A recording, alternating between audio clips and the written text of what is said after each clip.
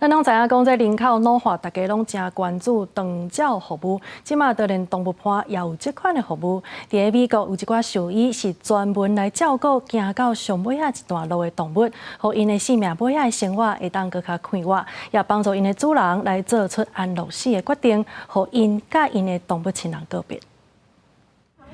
穿那些衫裤的兽医，摕医药箱一入门，就行向坐伫抱枕面顶的牛粪蓝犬拉克比，亲切甲拉克比互动了后，准备开始治疗。We have a 13-and-a-half-year-old Newfoundland,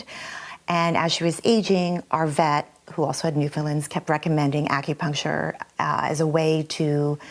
alleviate some of the pain to make her mobility better. 像人共款，伫得到慢性病也是治疗了后，需要长照服务。真侪老年的宠物嘛会破病会痛，需要照护。美国的临终照护兽医会当到处服务，提供医疗辅助，像开药啊治疗感染、减轻痛的感觉，也是帮助主人改变宠物的饮食习惯，嘛会甲主人做简单的代志，帮助宠物减轻病痛。We have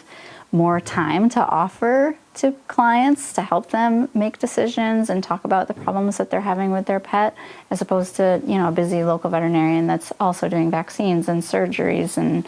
X-rays and ultrasound. 另外，国际动物临终照护甲安宁缓和协会认为，伫药无法度解决宠物的病痛时阵，临终照护兽医嘛会当帮助主人做出互宠物安乐死的困难决定，知影什么时阵该甲宠物讲再见。The most common concern I see with people is that they do not want their pet to suffer, and they want my help to figure out when their pet has crossed that line and they're suffering and they need to make that decision. 暂时，伫美国宠物失落甲送亲协会会伫网站提供资讯，帮助宠物主人了解安乐死甲疗愈悲伤，佮提供宠物安乐死的网络。每一礼拜会举办真侪届支援宠物失落的活动，提供咨商师、动物牧师等等，一个人对一人的心理咨商，协助主人疗愈悲伤甲失落的感觉。公司新闻台是童朋友。